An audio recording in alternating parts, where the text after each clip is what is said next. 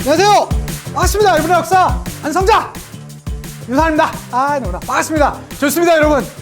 유성환의 한능검 벼락치기 끝!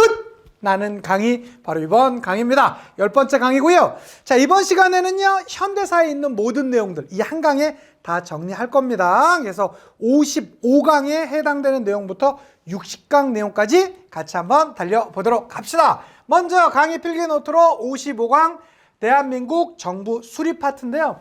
여기 제일 위에 나와 있는 것은 바로 여기 이따가 잠시 뒤에 다시 정리할 거고요. 여기 전체 내용 나온 것은 우리가 흔히 얘기하는 미군정기라고도 하고요. 해방 3년사, 광복 3년사라고 하는 그 내용이 되겠습니다. 먼저 하나씩 한번 살펴보도록 할게요. 전체적인 흐름 먼저 한번 잡아보겠습니다.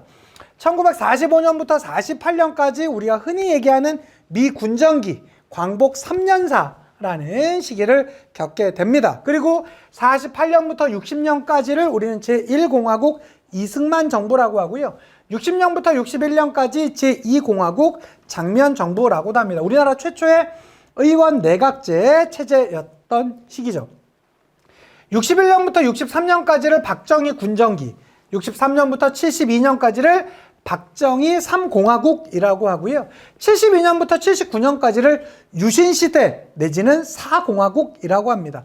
그 이외에는 11.6 사건 이후 12.12 사태, 그 다음에 광주 5.18 운동 이후 전두환이 권력을 잡았습니다. 우린 이 시기를 5공화국이라고 하고요. 그 이후 노태우, 김영삼, 김대중, 노무현, 이명박, 박근혜, 문재인, 지금의 윤석열 정부 시기까지 이르고 있습니다. 봐주시면 좋겠고요. 먼저 가보도록 합시다. 45년부터 48년까지를 미군정기라고 합니다. 먼저 요 시기에 보면 이건 다 외우지 마세요. 대략의 막 단체들 여러 복잡한 것들이 나오는데 제가 딱 두 개만 강조하겠습니다. 제일 좌쪽 좌익 성향의 박헌영, 여운형, 여운형은 중도 좌파고요. 김규식은 중도 우파. 그 다음에 김구, 김성수, 이승만 정도가 우파의 대표적인 인물들일 텐데 여기서 두 가지 사건을 기억해 두세요. 좌우 합작운동. 중도 좌파였던 여운형과 중도 우파였던 김규식이 연합해서 좌우 합작운동을 펼쳤다. 요거 하나와 이쪽에 있었던 우리가 지난 시간에 배웠었죠. 주석, 대한민국 임시정부의 주석 김구와 부주석 김규식이 연합해서 했었던 것이 남북 협상이 되겠습니다. 요 두 단체, 요 두 사건 요거 반드시 기억해 두셨으면 좋겠고요. 자, 다시 광복을 맞았던 한국으로 돌아가 보도록 하겠습니다. 1945년 8월 15일 우리는 광복을 맞게 되었습니다. 자, 그쯤에서 국내에 있었던 단체 중에 조선 건국동맹이라는 단체를 여운형이 만들어서 있었고요. 이것이 바로 조선 건국준비위원회로 이름이 바뀌어버립니다. 그러면서 건국 이후 혼란을 당시에 몽양 여운형이 어느 정도 정리를 해줬던 상태에서 9월달, 1945년 9월에 미군이 우리나라에 들어오게 되었어요. 그런데 친일파 청산에 대해서는 상당히 소극적이었었고요. 이때쯤 당시에 우리나라 자본과 지주들이 중심이 되어서 나왔었던 한국민주당, 우리가 흔히 말하는 한민당이라는 것이 이때 만들어집니다. 10월 달엔 이승만이 들어오고요. 11월 달에는 당시에 대한민국 임시정부의 주석이었던 김구가 개인 자격으로 들어왔습니다. 자, 그런 상태에서 1945년 12월 모스크바 3국 외상회의라는 회의가 열리게 되었었고 여기서 세 개가 결정이 됩니다. 임시정부 수립, 미소 공동위원회 개최, 마지막에 문제였죠. 최고 5년간의 신탁 통치. 신탁 통치가 이른바 신민통치예요. 이것을 놓고 좌익 진영은 지지했지만 우익 진영은 반대하면서 이때부터 좌익과 우익 간의 대결이 극렬해졌었고요. 이것으로 인해서 친일파 문제는 친일파들이 우익으로 들어가게 되면서 친일파가 약간 그 당시 이슈에서는 조금 사라지게 되는 그러한 안타까움, 우리 역사적인 안타까움이 있었습니다. 그 이후 1946년 제1차 미소 공의가 개최가 되었었는데요. 미국은 모든 단체, 그러니까 좌익과 우익 진영 모든 단체가 참여할 것을 주장했지만 소련은 야 무슨 말이야, 미소 공동회의가 열렸던 것은 모스크바 3국 외상회의 때문이고 그곳에 반대했던 우익 진영을 왜 참가시켜야 되냐, 오히려 찬성했던 좌익단체만 놓고 하자라고 하면서 이 둘 간의 대립이 있었고 이것으로 인해서 제1차 미국과 소련의 공동위원회, 미소 공동위원회가 결렬되었습니다. 자, 이때쯤 미 군정은요, 귀속재산 처리를 위해서 신항공사 등을 만들기도 했었고, 46년 6월이 되면서 이승만의 정읍발언, 이거 잘 나옵니다. 기억해 두셔야 돼요. 자, 남한만이라도 단독정부 수립을 하자라는 바로 그러한 정읍발언이 나오게 되면서 오히려 이 발언에 화들짝 놀라서 중도 좌파와 중도 우파, 여운형과 김규식이 연합해서 했던 운동이 좌우합작운동이 되겠고요. 이 좌우합작운동으로 좌우합작 7원칙을 발표했습니다. 민주주의 임시정부 수립, 미소공동위원회, 속계, 친일파 처단, 토지개혁 등을 주장했던 7원칙이 나오게 되었었고요. 그렇지만 이러한 좌우합작운동은 최종적으로 실패로 끝나요. 왜 그랬냐? 미군정이 지지를 철회했습니다. 특히 이때쯤 이제 47년으로 넘어가면서 트루먼 독트린이 나오면서 그렇게 되었었고요. 여운형이 47년 7월에 암살을 당하면서 이러한 좌우합작운동은 최종적으로 성공을 거두지 못했고요. 자, 이러한 상태에서 47년 말에 제2차 미소공의가 있었지만 10월 달에 결렬되는 그런 모습이 있었습니다. 그렇게 되자 47년 11월에 유엔 총회에서는요, 이 한반도 문제는 인구 비례에 따른 남북한 총선거 해라! 라고 했지만 이 선거를 위해서 들어왔었던 유엔 한국임시위원단은 남쪽에선 괜찮았지만 북쪽에서 입국을 거부하면서 좀 더 문제가 있었고요. 그렇게 되면서 48년 2월에 유엔 소총회에서 그러면 가능한 지역만이라도 선거를 해라! 즉 남한만이라도 선거를 해라! 라고 결정이 되면서 50총선거, 우리나라 최초의 선거가 이때 치루어졌습니다. 이것에 반대해서 나왔던 것이 바로 제주 4.3 사건 같은 사건이 있었던 것이다. 특히 제주 4.3 사건을 진압하는 과정에서 여수 순천에 있었던 부대를 제주에 파견시키는데요. 그것에 또 반대하면서 여수 순천 10.19 사건이 나오게 되었습니다. 자, 이러한 상태에서 이 상황이 더 간다라면 어떻게 됩니까? 이 남북한 간의 분단이 결정이 되잖아요. 그렇게 되자 남북 협상, 우리 김씨 2명, 김구, 김규식이 북에 올라가서 김일성, 김두봉을 만나는 사김 연석회담이라고 하는 남북 협상을 했지만 사실은 별다른 성과는 없었고요. 5월 달에 50총선거가 실시되었습니다. 여기에서 결정이 돼서 나왔던 걸 재헌국회라고 하고요. 재헌의회라고도 합니다. 재헌국회 내지는 의회라고 하고, 이들의 임기는 2년이었어요. 지금 국회의원 임기는 4년이잖아요. 그 차이가 있었다. 특히 이 당시는요, 이 총선거를 통해서 대통령을 뽑았던 게 아닙니다. 국회의원 200명을 뽑으려고 했던 선거였었고, 여기 뽑혔던 국회의원들이 선거를 해서 대통령으로 이승만을 선출했던 것입니다. 그리고 7월에 헌법을 만들고요, 8월 달에 대한민국 임시정부를 수립시켰던 것이죠. 이게 8월 15일이에요. 그러고 나서 여기에 있었던 이 재헌국회는 2개의 법안을 통과시키는데요. 농지개혁과 반민법이 되겠습니다. 그거 2개 기억해 두셔야 되겠고, 바로 넘어가 보도록 하겠습니다. 56강 내용 재헌국회와 6.25 전쟁인데요. 이러한 재헌국회에서 2개의 법이 있었다고 그랬죠. 반민법, 반민족행위자 처벌법과 농지개혁을 하게 되는데요. 초대 대법원장으로는 김병로 선생이 있었다라고 합니다. 특히 이 반민법과 관련돼서는 반민특위, 반민족행위자 특별조사위원회 줄임말이거든요. 그래서 여기선 우리 민족 대표로 알려져 있지만 친일 행위를 했던 사람들을 조사하자라는 것이죠. 그래서 대표적인 문학계 친일파 이광수와 이 산업계, 이 기업계 친일파 박흥식, 우리나라 최고 부자였었죠, 당시에 박흥식은. 등등이 했었고, 경찰 간부론 노독술이 들어가게 되면서 경찰 조직이 조금 힘들었던, 그러니까 경찰 조직이 상당히 좀 긴장을 합니다. 이때 이제 경찰 고위 관료 중에서는 친일파 출신들이 꽤 많았거든요. 무엇보다 당시에 이승만 정부에 비협조가 있었습니다. 친일파 처벌보단 반공을 우선시했고요. 특히 요 경찰 대표적인 친일파 경찰이었었던 노독술이 잡혀 들어가게 되자 당시에 경찰들은요, 반민특위 사무실을 습격해버려요. 그리고 원래 공소시효도 2년이었었는데 이들을 1년으로 단축시키는 모습이 있었고, 별다른 성과 없이 해체되면서 친일파 처벌 문제가 지금까지도 처리되지 못하는 이런 안타까운 상황이 있었던 것. 자, 농지개혁 보도록 하겠습니다. 농지개혁은요, 북한에서 무상몰수 무상분배라는 체제가 있었습니다. 그러니까 북한 정부에서는요, 자본가들, 토지주들의 땅을요 무상으로 빼앗고, 그리고 농민들한테 무상으로 분배하는 이런 형태였습니다. 5정부, 즉 5헥타르에 넘어가는 땅에 대해서는 다 빼앗았었고요. 이것은 토지개혁이었었다. 즉 땅은 농지와 토지가 있는데요. 토지가 더 큰 개념이죠. 왜? 땅이지만 농사짓지 못하는 땅도 있잖아요. 그래서 이건 토지개혁이었었다. 북한은. 그렇지만 남한에서는 유상 매입, 상전보가 넘어가는 땅에 대해서는 유상으로 매입하고 농민들한테 파는, 유상으로 분배하는 형태였었는데 우리나라는 농지개혁이었었다. 즉 농사를 짓는 땅에만 해당되는 내용이었었고요. 이러한 농지개혁으로 인해서 지주계급이 소멸했었고요. 그렇지만 나름의 한계도 있었어요. 이 좀 정보력이 있었던 지주들은요, 미리 토지를 처분했었으나 우리나라에선 지주가 자본가 계급으로 바로 넘어가지는 못했습니다. 그 이유가 바로 이 농지개혁법이 있었기 때문에 그러한 모습이 있었던 것이고요. 6.25 전쟁은 전체 별표, 이거 진짜 많이 나옵니다. 여러분들 꼭 봐주셔야 되겠습니다.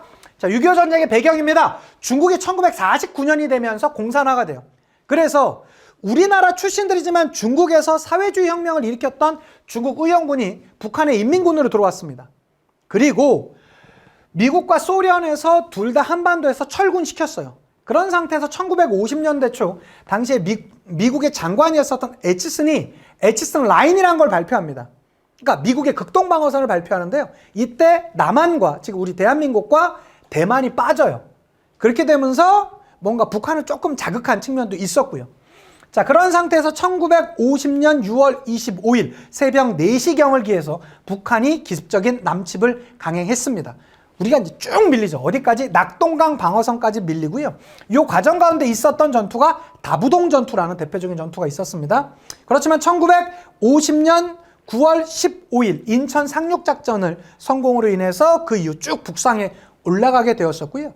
그때쯤 되면서 전쟁에 대해서 상당히 좀 소극적이었었던 중국군이 참전하게 되면서 이때 나왔던 말이 뭐 흥남철수, 그리고 일사후퇴 이런 말들이 있었습니다. 자, 그런 상태에서 38도선 라인에 안착. 여기까지가 딱 1년입니다. 그 이후부터는, 그러니까 이렇게 돼요. 전쟁이 이런 상태에 있었다가 우리가 쫙 6.25 전쟁 시작되면서 밀리죠. 그리고 나서 인천 상륙작전 이후로 쭉 밀어 올리다가 중국군이 들어오게 되면서 다시 쭉 밀려요. 그러다 평택 오산 라인까지 밀렸다가 다시 서울을 차지하게 되었습니다. 이렇게 원래 있었던 자리로 돌아갔던 데가 정확히 1년 걸려요. 그리고부터는 2년간의 소모전이 있었던 것이죠. 그러니까 38선 라인에 고착되고 나서 총 6.25 전쟁은 약간 3년 정도 전쟁 기간이 있었는데 1년 동안은 이렇게 혼란이 있었다가 2년 동안은 휴전 논의가 있었던 것입니다. 그런데 이 휴전 논의도 상당히 난항이 거듭되죠. 자, 휴전선은 어떻게 할 것이냐. 그 다음에 포로 교환 방식을 놓고 이 북한은 자동 송환, 이 남한은 자유 송환을 주장하면서 이 포로 송환 문제에 대한 문제가 좀 있었고요. 그다음에 방공포로 석방 문제가 있었고, 이것에 대해서 당시에 이승만 정부가 상당히 좀 반발을 하게 되자 미국이 약속해죠. 그래서 한미 상호 방위 조약 체결하자. 그리고 경제적으로도 지원해 줄게. 그리고 주한미군이 주둔을 하게 되는 것이 되면서 1953년 7월에 최종적으로 휴전협정이 체결되었었다라는 거 기억해 두시면 좋겠고요. 자, 6.25 전쟁은요, 영향, 뭐 더 말할 거 없죠. 인명손실, 시설 파괴, 이상가족, 그 다음에 전쟁과 분단이 고착화되는 이념적인 문제도 있었고요. 자, 전후, 그러니까 6.25 전쟁 이후의 상태에서는요, 북한에서는 김일성 독재 체제가 강화되었었고, 남한에서는 이승만 정부의 무리한 개헌으로 인해서 정권이 연장되는 모습도 있었습니다. 경제적인 변화로는 이 전후 복구 사업 과정 가운데 귀속 재산을 처리하는 모습도 있었고, 미군이요, 경제적인 원조를 하게 되었었는데, 이때 우리나라를 도와줬던 게 세계의 100세 산업이에요. 그래서 그걸 300산업이라고 합니다. 그래서 뭐 밀이라든가 설탕, 면화 이런 것이 다 100세기잖아요. 그래서 이것을 300산업이라고 합니다. 6.25 전쟁 이후의 모습이죠. 이러한 모습들 같이 봐주셨으면 좋겠고요. 자, 이후부터는 여기서 이제 각 공화국별입니다. 여러분들 여기서 시험 문제는 어떤 식으로 나오냐면요, 각 공화국별로 나와요. 이승만 정부, 장면 정부, 박정희 정부 크게 두 개가 있죠. 그래서 3공화국, 4공화국. 4공화국을 다른 말로 유신체제라고 하는데요. 요 체제. 그 다음엔 5공화국부터는 각각의 정부. 이렇게 이제 나오는데요. 하나씩 한번 가보도록 합시다. 먼저 1공화국입니다. 1공화국 이승만 정부인데요. 1948년부터 1960년까지예요. 수립이 되었었죠. 정부 수립이. 근데 요 사이에 6.25 전쟁이 있었습니다. 6.25 전쟁이 있을 때쯤 1차 개헌, 헌법을 바꾸는 게 있었고요. 요 개헌을 발췌 개헌이라고도 합니다. 그래서 요때는 대통령을 간선으로 뽑던 걸 직선제로 바꿨던 게 52년도 1차 개헌이었었고요. 54년도에 개헌을 2차 개헌이라고도 하는데요. 그 개헌을 다른 말로 4.4.5입 개헌이라고도 합니다. 이 4.4.5입 개헌은 다른 말로 초대 대통령에 한해서, 그러니까 이승만을 얘기하는 것이겠죠. 한해서 대통령 중임 제한을 철폐한다라는 내용이거든요. 이러한 내용이 있었고, 이 것으로 인해서 56년, 원래는 우리나라 대통령은 총 8년까지밖에 못했어요. 그런데 그 중임 제한이 없어지게 되자 또 한 번 다시 나왔던 것이겠죠. 그래서 56년 대선에선 요 이승만이 조봉암과 대통령 선거에서 붙었고요. 부통령으로는 장면과 이기붕이 붙었는데, 결과적으로 요때 그 선거 프레이드, 우리나라 이 현대사에서의 정치는 크게 세 개가 있거든요. 56년 대선, 71년 대선, 87년 대선, 이게 빅3 대선이 세 개가 있는데요. 이 중에서 첫 번째입니다. 56년 대선에선 민주당의 캐치프레이드, 우리나라 선거 역사상 최고의 캐치프레이드죠. 이게 뭡니까? 못 살겠다 갈아보자. 그랬더니 당시 자유당, 여당에선 갈아봐야 더 못 산다. 무소속 조봉암은 혁신만이 살 길이다. 이렇게 주장했지만 대통령은 이승만, 부통령은 민주당 출신의 장면이 당선이 되었습니다. 자, 그리고 나서 이 조봉암이 당시에는 이 외신에는 이런 말이 있었어요. 조봉암이 투표에선 이기고 개표에선 졌다라는 말이 나올 정도로 어마어마한 유효 득표에, 대통령 유효 득표에 30% 이상의 득표력을 보여주게 되자 당시 조봉암에 대한 탄압이 들어왔습니다. 그래서 당시 조봉암이 그 이후에 만든 당이 진보당인데요. 이 진보당 사건이라고 하는 사건이 있었죠. 조봉암을 간첩으로 몰아서 59년도엔 사형을 하는데요. 그 사형의 이유가 평화통일을 주장했다라고 해서 간첩으로 몰게 돼요. 그러나서 59년도엔 경향신문 폐간 사건도 있었고요. 자, 60년에 또 한 번 선거가 치러지는데 요 60년에 치러졌던 선거를 3.15 선거라고 하는데요. 이 3.15 선거에서는 기존에 있었던 선거보다 더 많은 부정선거가 있었습니다. 그래서 대통령으로는 조병옥이 나왔지만 이때 조병옥 자체가 이 대선 기간 중에 또 죽어요. 그래서 대통령은 단일 후보였습니다. 그렇지만 부통령, 우리나라는 지금은 부통령이 없지만 이 당시엔 부통령이 있었습니다. 부통령으로 이기분 장면이 나왔었는데 지난 56년 대선에선 요 4년간 부통령이 장면이었었잖아요. 그래서 당시 이승만은 80이 넘은 상태여서 엄청난 고령이었거든요. 그래서 이 56년 대선에서의 부정선거는요, 부통령 이기묵을 당선시키는 게 가장 중요했던 일입니다. 어마어마한 부정선거가 자행되었었고요. 그 과정 가운데서 당시 마산상고 1학년 학생이었었던 김주열이 사망을 하게 되었습니다. 전국에 계엄이 선포되었었고요. 이러한 전국적인 시위 열풍으로 인해서 이승만이 하야를 하는 그런 모습을 우리는 뭐라고 한다? 4.19 혁명이라고 합니다. 이 4.19 혁명으로 인해서 대통령이 이제 하와이로 떠났잖아요. 그렇게 되자 당시에 외무부 장관이었었던 허정이 과도 내각을 수립했었고요. 그리고 나서 총선을 했어요. 이 총선에선 민주당이 압승했습니다. 근데 여기 이 공화국은요, 장면 정부라고 하는데 장면이 대통령이 아닙니다. 국무총리였어요. 근데 왜 장면 정부냐?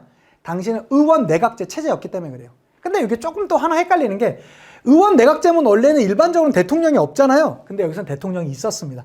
윤보선이 대통령, 국무총리가 장면이었는데 실질적인 권한이 다 장면한테 있었기 때문에 이 공화국을 다른 말로 장면 정부라고 합니다. 요거 꼭 기억해 두셔야 돼요. 내각 책임제였었고 양원제 체제다. 우리나라에서 유일한 양원제예요. 지금 우리나라는 단원제입니다. 국회의원 하면 원이 하나잖아요. 근데 여기서는 민의원, 참의원. 그러니까 일본도 그렇고 미국도 그렇고 영국도 다 원이 두 개거든요. 상하원 이렇게 있는데 이때도 두 개였었어요. 그렇지만 지금 우리나라 국회는 딱 단원이죠. 의회는 하나잖아요. 지방자치제가 시행되었었고요. 경제개발 5개년 계획을 계획했습니다. 각계각층의 민주화 요구가 있었고, 또 이 당시에는 윤보선계의 구파와 장면계의 신파 간에 이 민주당 안에서의 다툼이 있게 되면서 또 혼란이 있었어요. 이러한 혼란을 틈타서 당시에 육군 소장 출신이었었던 박정희가 군사적 정변을 일으키니 이것을 5.16 군사정변이라고 합니다. 1961년도에 있었어요. 반공을 국시로 했고요. 국회 해산했습니다. 언론 탄압했고요. 중앙정보부 창설했습니다. 초대 중앙정보부장으로 김종필이 발령이 났고요. 그 다음에 화폐 개혁과 농가 부채 탕감 이런 것들을 주장했습니다. 요때 61년부터 63년까지의 요 박정희 군정기 당시에 최고의 실질적인 기능이 있었던 것이 바로 국가재건 최고회의예요. 이 국가재건 최고회의 중에서 62년도에 이제는 한일 국교 정상화 과정 가운데 이 오이라 메모가 있었고요. 64년도에는 6.32도 있었는데 더 중요한 건 63년도에 대통령 선거를 통해서 누구가 이 박정희와 윤보선의 다툼에서 박정희가 신승을 거두고 이 3공화국을 열었습니다. 자, 이 박정희 정부, 즉 3공화국의 박정희 정부에서 메인 핵심은요, 한일협정입니다. 요거 기억해 두셔야 돼요. 전체 별표입니다. 한일 기본 조약이라고도 하는데요. 식민 지배 사과도 받지 못했고, 배상 문제, 특히 이 개인 간의 이 배상권이 인정되지도 못했었고요. 독도 문제가 마무리되지도 못했던 참 졸속으로 진행되었었던 이러한 문제가 있었습니다. 물론 이 당시에 받았던 경제적 자금으로 우리나라 포항제철도 만들었고요. 경부고속도로를 만들었던 건 사실이지만 실제 내용적으로 보면 좀 너무나 아쉬운 점이 많은 사건들이 있었습니다. 이러한 한일협정에 반대했던 것이 64년도에 6.3 시위가 되겠고요.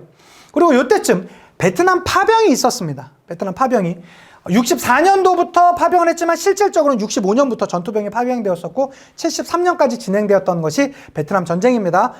이 베트남 파병 당시에 미국이 우리한테 각서를 써주는데요. 우리는 그걸 브라운 각서라고 하고요.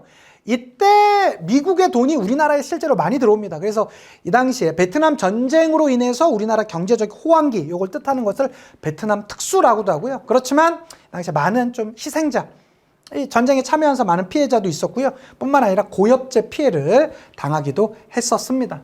69년도에는, 그러니까 63년도 대선이었었고 67년도 대선은 당시에 박정희가 넉넉히 이기거든요. 그리고부터 대통령을 3번까지만 해줘라 라고 하는 69년도에 6차 개헌을 합니다. 이것을 3선 개헌이라고도 하는데요. 이 개헌이 통과가 돼요. 그리고 71년도에 붙으니 이 대선이 당시에 박정희와 당시에 40대 기소론을 내세웠었던 김대중 간의 대선이었습니다. 이것도 되게 박정희가 겨우겨우 이겨요. 신승해요. 그리고부터 72년이 되면서 유신을 선포하게 되는데요. 이 유신헌법 선포 전에 7.4남북 공동성명이 있어요. 이 강의 말미에 되면 바로 이 평화를 위한 노력 중에서 이게 나올 것이고요. 자, 어쨌든 유신헌법이 공포되었습니다. 이걸 7차 개헌이라고도 하는데요. 당시에 대통령의 임기는요 6년이에요. 대통령의 연임 제한은 없습니다. 그리고 대통령은 다시 국민들한테 표를 받지 않아도 됩니다. 왜? 통일주체 국민회의라는 곳을 통해서 간접적으로 대통령 선거가 진행되었어요. 국회의원 3분의 1을요 대통령이 직접 임명할 수도 있고요. 이걸 유신정후회라고 하죠. 국회 해산권도 있었고 긴급 조치권도 있었습니다. 이 과정 가운데서 반대했던 사람들을 탄압했던 사건으로 인혁당 사건이라는 것도 있었죠. 기본적으로 국민의 기본권이 상당 부분 제한당했던 모습이었었고요. 이러한 유신 체제에 반대했던 운동들이 있었습니다. 이것이 바로 1973년도에는요 개헌 청원 100만인 서명 운동도 있었고 76년도에는 3.1 구국선언이라는 선언도 이러한 유신 체제에 반대했던 움직임들이 있었습니다. 자, 그러한 상태에서 1979년도 YH 무역 사건이 있었고요. 이 과정 가운데 당시에 이 YH 무역 사건으로 인해서 당시 YH 무역에서 일했던 여직공들이 당시에 야당이었었던 신민당에 들어가서 도움을 요청했었는데요. 경찰이 신민당 당사에 들어가서 무리하게 진압하는 과정 가운데 한 명은 떨어져 죽기도 하고요. 또 여러 명은 이 구타를 통해서 많은 또 피해가 있었습니다. 그 모습을 보면서 당시에 당수였었던 김영삼이 이 박정희를 놓고 아주 신랄하게 외신 기자들 앞에서 비판하게 되자 여기서 국회의원 바로 제명할 권한도 있었거든요. 그러자 김영삼이 제명당하게 되자 김영삼의 정치적 고향이었었던 부산 마산 일대에서 항쟁이 있었습니다. 자, 이러한 항쟁 과정 가운데서 당시에 경호실장이었던 차지철과 중앙정보부장이었었던 김재규 간의 알력 다툼이 있었고 그것으로 인해서 1979년 10월 26일 11.6 사태가 있었습니다. 그러고 나서 이러한 혼란기에 당시에 새로운 군부 세력, 특히 전두환이라든가 노태우로 대표되는 이들의 구테타가 있었으니 우린 그것을 신군부 사태라고 하고요. 자, 이러한 신군부 사태를 보면서 광주 사람들이 들고 일어나죠. 그러니까 이러한 12.12 사태를 놓고 보고 서울의 봄, 당시의 지식인들, 대학생들이 다 서울로 모여들었어요. 그래서 유신철폐 신군부 퇴진을 주장했지만 신군부의 계엄령이 확대되는 모습이 있었고요. 자, 그러한 상태에서 광주 지역에서 시위를 빌미로 당시에 계엄군, 특전사들이 광주에 파견되었었고요. 광주 시민들을 무참하게 학살했습니다. 그렇게 되자 광주 사람들은요, 시민군을 조직했고요. 그러한 끊임없이 저항했습니다. 이때 나왔던 말이 우리는 왜 총을 들 수밖에 없었는가, 이런 글로 유명하죠. 이 일련의 과정을 광주 5.18 민주화 운동이라고 합니다. 지금까지 뭐 현대사에서 영화 중에서는 너무나 많이 나왔었죠. 뭐 26년이라든가 택시 운전사라든가 뭐 화려한 휴가라든가 많은 영화화 되었던 것이 바로 이 1980년 광주 5.18 민주화 운동이 되겠습니다. 자, 그런 과정 끝에 이 당시에 이제 전두환이 정권을 잡기 위해서 이 일련의 과정을 일으켰던 거 아닙니까? 그래서 국가보위비상대책위원회를 통해서 전두환이 권력을 행사했었고요. 요 기간 1980년 당시에 진행했었던 국가보위비상대책위원회와 요 나머지 있었던 국가재건최고회의, 통일주체국민회의, 요거 세 개를 많이 헷갈려 하시거든요. 여러분이 문제를 푸시다가 국가보위비상대책위원회에 나왔으면 요 5.18 민주화 운동이 있을 때쯤 운동이고요.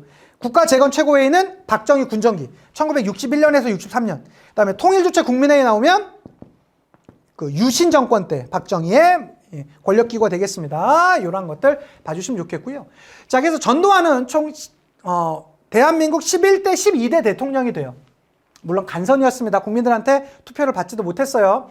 8차 개헌을 통해서 이런 모습이 있었고, 당시에 이 5공화국, 즉 전두환 정부는요, 아주 강압적인 정책을 펼쳤습니다. 대표적으로 언론에 대해서, 언론사 통폐합해요. 뭐 보도지침이라든가 땡전 뉴스 이런 게 워낙 유명하죠. 거기에다가 삼청교육대 등을 통해서 원래 목적은 뭐 이 조직폭력배라든가 이 깡패 등을 잡겠다라는 것인데 무고한 사람들도 여기 끌려가서 많은 피해를 보기도 했었고요. 유화 정책도 있었습니다. 그래서 유신 시대에 진행되었었던 야간 통행 금지를 없앤다라든가 두발이라든가 교복 자율화, 그 다음에 해외 여행에 대한 자유화 같은 것들도 있었고요. 법으로는 요때 만들어졌던, 전두환 정부 때 만들어졌던 것이 공직자윤리법과 언론기본법 같은 게 요때 만들어졌습니다.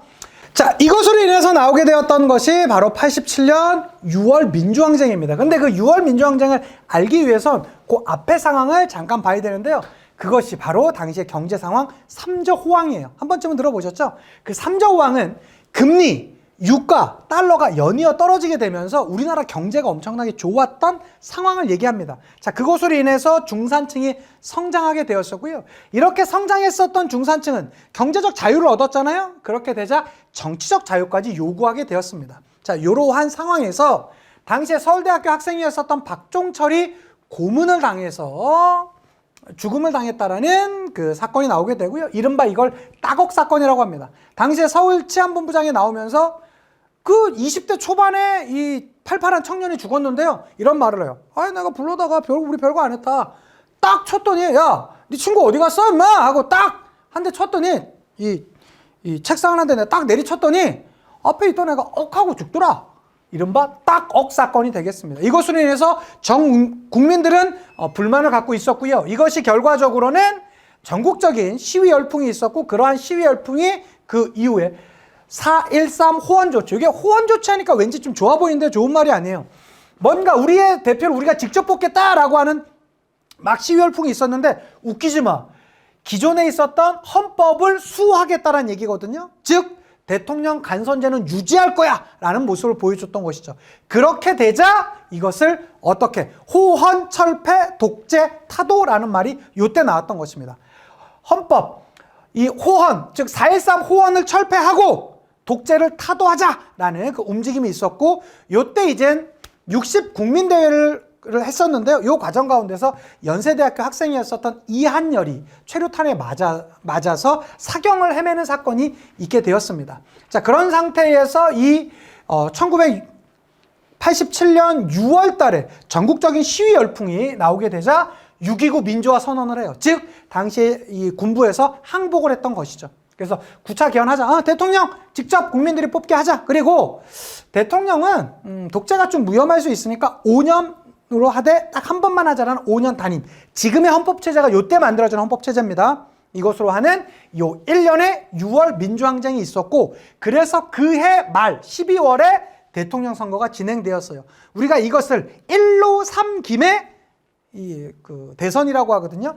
1로 노태우, 김영삼, 김대중, 김종필의 3김. 그래서 1로 3김이라고 하는데, 요때 노태우는 누굽니까? 그 전두환의 후계자잖아요. 대표적인 보수적인 인사였고 군부 세력이었었고요. 김영삼, 김대중은 평생을 민주화를 위해서 싸웠던 인물이고, 김종필은 충청도를 대표하는 지역 기반을 갖고 있었지만 상당히 보수적인 색채에다가 또 군인 출신이었어요. 예, 그러한 어쨌든 상황이 있었고, 이때 김영삼과 김대중의 표를 나눠 갖게 되면서 34%만을 얻고 대통령의 노태우가 당선이 되었습니다. 그래서 이러한 결과를 놓고 6월 민주항쟁이 미완의 혁명이었다라는 말이 그래서 나오는 것이죠. 자, 그리고 나서 88년 4월에 총선이 있었는데, 이 총선에서는 우리나라 역사에서 최초로 여당의 표가 적게 나왔어요. 의석수가. 그렇게 해서 여소야대 국면이라는, 그러니까 대통령이 속한 정당이 여당이고 대통령이 없는 그 외의 정당은 전부 다 야당이라고 하잖아요. 근데 그 전까지는 우리나라는 대부분 다 여당이 다수당이었었는데, 이때는 여당이 소수당이 됐고요, 야당이 다수당이 됐어요. 이것으로 인해서 청문회, 뭐 50 비리라든가 내지는 광주 민주화 운동에 대한 청문회가 진행되었었고요. 자, 그러한 과정 가운데 1990년에 3당 합당이 있었습니다. 노태우, 김영삼, 김종필이 하나의 당으로 합당했었고요. 그래서 민자당으로, 이 민자당이 이어지면서 한나라당, 새누리당, 그리고 지금의 국민의힘으로 이어지는 바로 그것이 시작이 여기가 되겠습니다. 특히 이 노태우 정부 때는요, 북방 외교, 당시에 이제는 공산권 국가들이 무너졌거든요. 그래서 중국과 소련 등등과 외교 관계를 다시 수립했었고요. 77 선언이라는 일종의 외교 노선을 선언하기도 했었습니다. 여러분, 요거 별거 아니지만 요런 형태에서 문제 진짜 많이 나옵니다. 그래서 요 북방 외교, 뭐 77 선언 이런 거 나오면 노태우 정부 때구나 기억해 두시면 좋겠고요. 김영삼 정부 때는요, 지방자치제 전면 실시가 있었고요. 금융실명제, 요거 형광펜 진짜 많이 나옵니다. 그리고 역사 바로 세우기라고 해서 당시에 조선총독부 건물이라든가, 그 다음에 요때가 딱 국민학교가 지금의 초등학교로 명칭이 바뀌었던 게 딱 요 시기예요. 그러니까 참 초기에 김영삼의 인기는 지금까지 우리나라 대통령 역사상 최고였습니다. 90%가 넘게 지지율이 나왔었어요.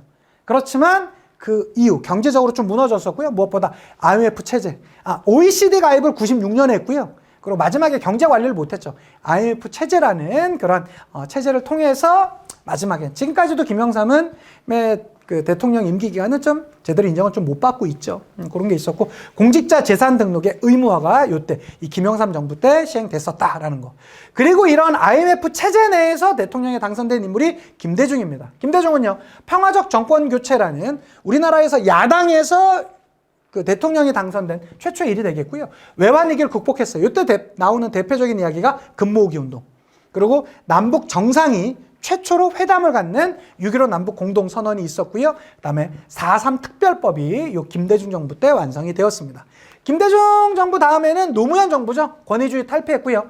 한칠레 FTA, 즉 이건 한미 FTA 체결되기 전에 한칠레 FTA를 체결했었고요. 그다음에 호주제가 노무현 정부 때 폐지되었습니다. 그다음에 과거사 정리위원회 같은 게 노무현 정부 때 있었고요. 그 이후에 이명박 정부입니다. 이명박 정부는 정권 교체가 이루어졌죠. 다시 보수 당으로 나오게 되었고, 기업 규제 완화라든가 다문화 가족 지원법, G20 개최 등등의 모습이 있었고, 박근혜 정부는 뭐 대북 압박 정책 말고는 사실 크게 별로 나올 게 없습니다. 문재인 정부도 이번에 끝났으니까 실제로 시험 문제는 거의 안 나오고요. 특히 여기서는 각 공화국별, 그래서 1공화국 이승만 정부, 2공화국 장면 정부, 3공화국 박정희 정부, 4공화국 박정희인데 유신 정부, 그다음에 5공화국 전두환 정부, 그 이후 노태우, 김영삼, 김대중, 노무현 정도까지의 그러한 기간이 시험 문제 나오니까요. 각 시기별, 정부별, 공화국별로 기억해 두시면 좋겠습니다. 자, 그러면 이 59강의 내용은요. 광복 이후 우리나라에 있었던 경제적인 상황 하나씩 한번 살펴보도록 하겠습니다. 자, 48년도에 농지개혁, 귀속재산 처리 문제, 이걸 적산이라고도 하고요. 그리고 6.25 전쟁이 있었고, 6.25 전쟁 이후엔 전후복구 사업이 있었습니다. 요때 50년대를 말하는 대표적인 산업은 300 산업이에요. 미국의 지원으로 인해서 원조 경제라고도 하고요. 세계 100세, 밀, 설탕, 면을 미국이 지원해주는 백색 산업, 삼백 산업이 있었습니다. 그러다 60년대 오면서 62년부터 66년까지 제1차 경제개발 5개년 계획이 진행되었어요. 이 기간 반드시 기억해 두시고요. 그리고 2차 경제개발 5개년 계획은 67년부터 71년까지입니다. 그래서 60년대 주요 내용은 수출로는 작은 가발이라든가 신발이라든가 이런 것도 팔았지만 사람도 우리는 수출을 했습니다. 서독의 광부나 간호사들을 파견했었고요. 경공업 중심의 노동 집약적 공업이 있었습니다. 신발, 가방, 의류 같은 것들. 그리고 60년대 중반이 되면서 베트남 특수라는 말이 나오게 되었었죠. 경부고속, 특히 1965년도에 한일 기본조약, 한일 협정 체결되면서 받았던 돈으로 인해서 경부고속도로 짓고요. 70년도에 1차 구간이 개통이 되었습니다. 68년도에 포항제철이 신설되었었고 1차 준공이 73년도에 있었죠. 그리고 70년도에는 노동자들의 삶을 대표하는 전태일의 죽음도 있었습니다. 그리고 또 하나 가끔 시험 문제 나오는 거 새마을 운동입니다. 정부 주도의 농촌 환경 개선 운동이 되겠죠. 농촌도 소득을 등재시켜 주겠다라고 하면서 근면 자조 협동 등을 주장했지만 이것에 대한 비판적인 모습도 있습니다. 사회를 통제하기 위한 것 아니었냐. 그리고 유신 체제를 정당화하기 위한 수단이 아니었냐라고 비판도 있지만 어쨌든 1970년대를 대표하는 사회 운동으로서 새마을 운동 기억해 두시면 좋겠습니다. 자, 그래서 1970년대 대표적으로 새마을 운동이 있었고요. 1972년부터 76년까지 제3차 5개년 경제개발 계획이 있었고 77년부터는 4차 경제개발 5개년 계획도 있었습니다. 특히 60년대가 노동집약적 공업이었었다면 70년대는 중화학공업이 등장하게 되었었고요. 무엇보다 중동특수, 즉 60년대 베트남 특수가 있다면 70년대 중동특수가 있어요. 우리나라가 중화학공업으로 나오게 되면서 건설에 대해서 우리가 또 일가견이 있지 않습니까? 해외 당시에 사우디아라비아라든가 중동으로 대표되는 국가들의 기관, 시설을 우리가 가서 건설을 해 주었었고요. 그것으로 인해서 오일 달러가 국내로 유입되는 상황도 있었습니다. 그래서 1977년 동그라미 하나 해주시고요. 수출 100억 불을 달성했던 게 1977년이에요. 되게 의미가 있는 해가 되겠습니다. 그렇지만 석유 파동이 두 차례가 있었거든요. 1차 석유 파동이 있을 때만 하더라도 70년대 초반인데 크게 문제가 없었어. 왜? 이때 석유 파동으로 돈을 누가 벌었어요? 중동이 벌어서 오히려 중동 특수가 라는 말이 나올 정도가 됐고 우리나라 산업 자체가 이 70년대 초만 하더라도 이 기름에 그렇게 직접적인 영향이 적었습니다. 그에 비해서 70년대 중반이 되면서 중화학공업이 본격화됐거든요. 70년대 말에 2차 석유 파동으로 인해서 우리나라 기업들은 줄도서냈고요. 실업률은 폭등하게 되었습니다. 그런 상태에서 80년대 오면서 3저 호황, 달러 유가, 금리가 떨어지면서 중산층이 성장하는 경제적 성장의 모습이 있었고요. 자, 그렇지만 1960년대, 70년대 우리의 당시 한국의 사회는요. 1차 산업은 줄어들면서 2, 3차 산업이 성장했습니다. 우린 이러한 사회 현상을 이촌향도라고 하죠. 농촌 문제, 도시 문제 등이 많이 나왔습니다. 도시와 농촌 간의 소득 격차가 점점 커졌고요. 농가 부채 문제도 있었고 농촌 인구가 지속적으로 감소했었어요. 무엇보다 지금은 더 문제죠. 고령화 문제도 있었고 대표적인 게 한평 고구마 사건도 있었습니다. 도시 문제. 그렇다고 도시에 들어왔던 게 무조건 좋기만 했냐? 그렇지도 않았습니다. 교통 문제 있었고 환경 문제도 있었습니다. 주택, 교육 문제도 있었고요. 무엇보다 도시 빈민층 문제 있었어요. 특히 재개발 문제와 된 것이 있었고 광주, 여기서 말하는 광주는 경기도 광주, 지금의 성남시 일대입니다. 광주 대단지 사건이라고 그래서 정말로 아무런 인프라 없이 사람들을 막 갖다 그냥 때려놓고 거기서 살게 하다 보니까 많은 각종 많은 문제들이 도시 문제 등이 나오기도 했었습니다. 90년대 오면서요. WTO 세계무역기구에 우리가 가입도 하기도 했었고 OECD 선진국 기구에 우리가 96년도에 가입하기도 했습니다. 그렇지만 97년도 IMF 구제금융을 신청하면서 금모으기 운동으로 조기 상환했었지만 이 대한민국의 삶의 질은요, IMF 전과 후로 나뉘어요. 이때 이제 구조 조정으로 인해서 평생 직장이라는 개념도 사라지게 되었었고요. 노사정위원회가 이때 이제 나오기도 했었죠. 그렇지만 2000년대 오면서 칠레, 미국 등과 FTA 협정이 있었고, 2000년대 오면서 우리 반도체로 대표되는 그러한 삼성전자로 대표되는 그러한 첨단 산업, 반도체 산업이 나오기도 했었다. 사회 문제 보도록 하겠습니다. 국민학교 의무교육제와 633 학제, 그러니까 초등학교 6년, 중학교 3년, 고등학교 3년의 학제가 50년대 만들어졌었고요. 그게 60년대 넘어오면서 국민교육 헌장, 나는 민족중흥의 역사적 사명을 띠고 이 땅에 태어났다로 시작되는 국민교육 헌장. 이거 여러분 중고등학생들 전부 다 외웠어야만 합니다. 저도 그 세대는 아닌데 저도 첫 문장 정도는 알고 있어요. 근데 이건 못 외우면 막 그때 난리 났었다고 하더라고요. 그리고 뭐 중학교 무시험제가 68년도에 있었고 70년에 당시에 노동자를 대표하는 전태일의 분신 사건도 있었고요. 70년대에 오면서 새마을운동, 고교 평준화, 반공 애국교육이 이때 이제 있었고 사회통제. 그래서 남자들은 이때 장발이 유행이었거든요. 장발하다 걸리면 막 경찰한테 걸리면 머리가 깎이기도 했었고요. 여성들은 미니스커트 입고 다니면 경찰들이 자 들고 다니다가 무릎 위에 몇 센치면 너 잡혀간다 막 이러한 얘기가 있었다라고도 합니다. 자, 80년대엔 삼천교육대 있었고요. 대학 정원이 80년대 초가 되면서 엄청나게 많이 늘어요. 그리고 프로야구, 프로축구 등의 프로스포츠가 80년대 초반에 만들어지고요. 국민연금제도가 역시 80년대 있었습니다. 89년도엔 경제정의실천연합, 즉 경실련이 이때 만들어지기도 했었고요. 95년도엔 민주노총, 98년도에는 노사정위원회, 이때가 이제 IMF 체제가 되겠죠. 그때 만들어졌었습니다. 90년대 되면서 학생 인권 문제에 대해서 많이 대두가 되었었고 대학 수학능력 시험이 94년부터 시작이 되었습니다. 그리고 95년도에 시작해서 96년 3월 1일을 기해서 국민학교에서 초등학교로 이름이 바뀌는 것이 이때가 90년대 중반에 나타났었다라는 것들을 봐주시면 좋겠고요. 이제 마지막 단원입니다. 여기가 뭐냐면 평화 통일 문제예요. 통일에 대한 게 크게 세 개가 있거든요. 하나씩 한번 보도록 할게요. 먼저 72년도에 7.4 남북공동성명, 91년도에 남북기본합의서, 2000년도에 있었던 6.15 남북공동선언인데요. 먼저 그중에 7.4 남북공동성명인데 7.4 남북공동성명이 있기 전에 있었던 사건. 68년도에 1.2.1 사태라고 그래서 당시에 북한의 무장 공비 등이 청와대 바로 뒷산까지 왔어요. 다 죽고 김신주 한 명이 살아 남았던 사건이 있었고 이 이후 우리나라가 전체적으로 다 좀 약간 되게 긴장되는 그런 사회 분위기가 있었습니다. 전 세계적으로는 69년도에 닉슨 독트린이 나오면서 냉전체제가 완화되었었고요. 데탕트 시대라는 시대가 그 이후 열리게 되었습니다. 그래서 이 72년도에 7.4 남북 공동성명이 있기 전에 남과 북이 적십자 회담을 해요. 그러니까 이거 민간 차원에서의 적십자 회담을 했었고요. 그리고 나서 7.4 남북 공동성명 이후에 남북조절위원회가 있게 되는데요. 이거 어떻게 기억하면 되냐면 갑자기 그 이상 고온 현상으로 인해서 플랑크톤의 이상 증식으로 인해서 바다 강물 색깔이 적색으로 변하는 현상을 뭐라고 하죠? 적조 현상이라고 하죠. 기억해 두셔야 돼요. 적조 현상. 앞에가 적이에요. 뒤에가 조입니다. 그래서 남북 적십자 회담은 7.4 남북 공동성명 이전에 있었고요. 남북 조절위원회는 7.4 남북 공동성명 이후에 있었습니다. 요거 별거 아닌 것 같지만 요거 가끔 물어봐요. 어렵게 나올 땐. 자, 7.4 남북 공동성명은 72년 7월 4일에 남과 북, 즉 평양과 서울에서 공동으로 동시에 성명서를 발표해요. 이때 지금도 우리가 북한과 평화 얘기를 할 때 언제나 세 개의 기본 원칙이 있는데요. 평화, 통일, 자주 통일, 민족 대단결이라는 3대 원칙이 이때 합의가 되고요. 그 이후에 유신체제가 나오게 되는 아픔이 있었습니다. 84년도에는 남한의 수해, 이거 제가 초등학교 때인데 저 이거 기억나요.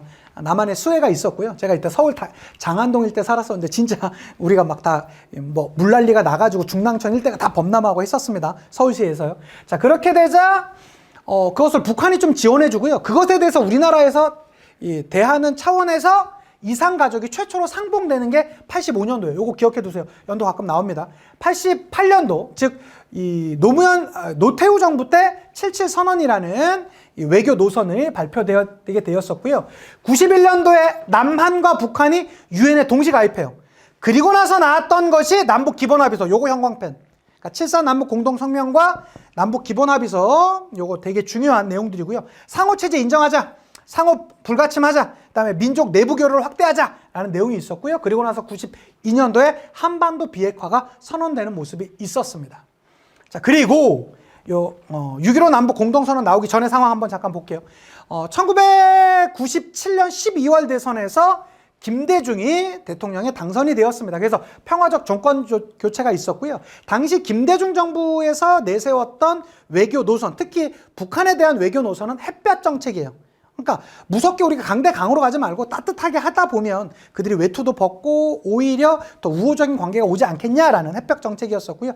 이 햇볕 정책의 일환으로, 즉 남북 정상회담 이전에 금강산 해로 관광, 당시에 이제 그 동해에 묵호항 같은 데 가면 배를 타고 금강산 관광을 가는 것이 열렸었고요.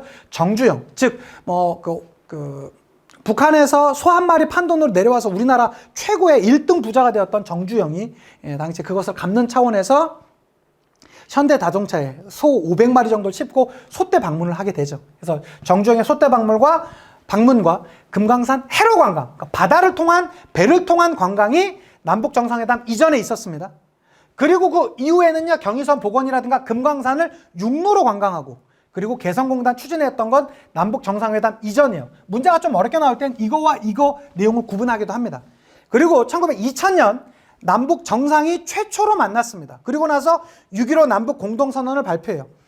남쪽의 연합제한과 북쪽의 낮은 단계의 연방제 안에 공통점을 확인하고, 우리가 그동안은 차이점만을 놓고 싸웠었는데 공통점만을 집중하면서 우리가 새로운 세계를 열어나가자라고 하는 세계. 즉, 요게 세 개가 중요합니다. 7.4 남북 공동성명, 남북 기본합의서, 6.15 남북 공동선언. 요 세 개 내용은 반드시 기억해 두셔야 되겠고요. 남북 정상회담 이전에 있었던 내용과 이후에 있었던 내용도 구분해 두셔야 되겠습니다.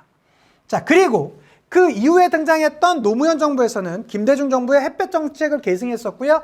2007년에 2차 남북 정상회담이 있었고, 이것으로 인해서 14 남북 공동 정상 선언이 발표되기도 했었습니다. 그렇지만 그 이후 이명박 정부 때 천안함 사건과 연평도 포격이 있었고요.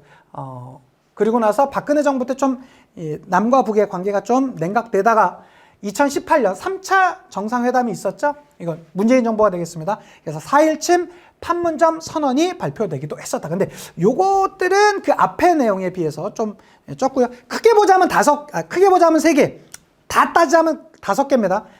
제일 먼저는 뭐가 있었다? 72년도에 7.4 남북 공동성명, 91년도에 남북 기본합의서, 2000년에 6.15 남북 공동선언, 2007년에 14 남북 공동선언, 그 다음에 2018년도에 4.17 판문점 선언, 이렇게 5개인데, 이 마지막 2개보단 앞에 있었던 3개, 7.4 남북 공동성명, 남북 기본합의서, 6.15 남북 공동선언, 요 3개 정도, 요 3개 반드시 기억해 두시고 시험장 들어가시면 더 도움이 되실 겁니다. 되셨죠? 이렇게 해서 통일을 위한 노력까지 다 끝냈다. 와우! 여러분, 10강에 딱 끝내드렸습니다. 대단하지 않습니까? 혹시라도 이해 안 되는 부분이 있으면 어떻게 제 본 강의에서 제가 하나하나씩 천천히 다 설명드렸으니까요. 그것들 잘 살펴주시면 좋겠고요. 요것은 말 그대로, 제목 그대로 벼락치기로 끝내드렸으니까 벼락치시고 좋은 점수 받으시고, 좋은 점수 받으면 뭐 하셔야 돼요? 수강후기 올려주시고 여기저기 소문내주시고 완쌤 강의가 최고다 이런 거 알려주셔야 되지 않겠습니까? 좋습니다. 다음에 더 좋은 모습으로 또 찾아뵙도록 할게요. 인사드리고 마치겠습니다.